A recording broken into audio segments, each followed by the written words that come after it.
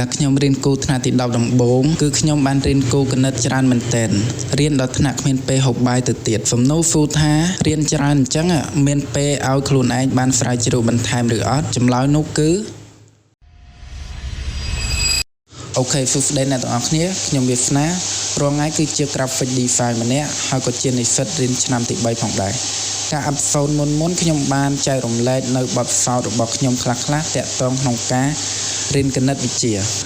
ចំពោះអេពីសូតនេះខ្ញុំនឹងចែករំលែកនៅបទពិសោធន៍របស់ខ្ញុំដែលបានរៀនគូគណិតច្រើនម៉ោងមែនតើដោយសារតែពេលនោះគឺមានកូនចិត្តមួយខ្លាចមិត្តភ័ក្តិរៀនផ្កែជាងក៏ទៅរៀនតាមគេឲ្យបានច្រើនម៉ោងផងដែរតែដល់ពេលនោះគឺខ្ញុំគ្មានពេលសម្រាប់ខ្លួនឯងទាល់តែសោះធម្មតានៅពេលដែលយើងរៀនគូផងរៀនរត់ផងអញ្ចឹងគឺច្រើនម៉ោងមែនតើនៅពេលដែលយើងរៀននៅវិទ្យាល័យគឺយើង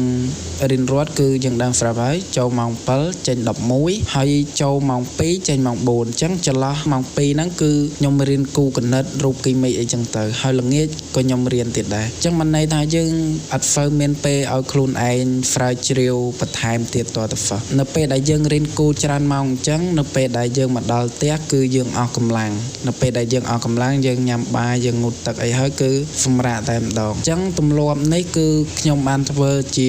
យូរដែរប្រហែលជា2ទៅ3ខែនៅពេលដែល2ទៅ3ខែនេះគឺខ្ញុំអត់បានស្រាវជ្រាវបន្ថែមគឺខ្ញុំធ្វើរេផ្លេចក្នុងការគណនាលំហាត់ទេអញ្ចឹងពេលនោះគឺខ្ញុំបាន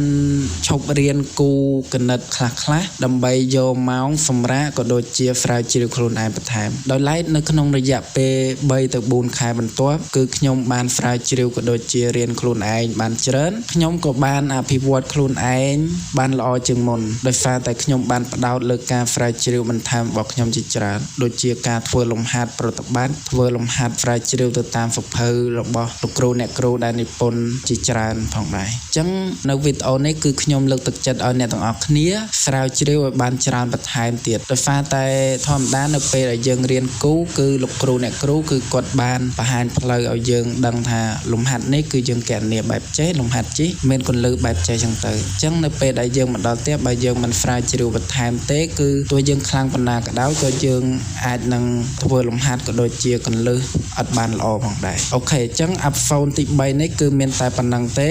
សង្ឃឹមថាអ្នកនរគ្នាចូលចិត្តជួបខ្ញុំនៅអេពីសូតក្រោយៗ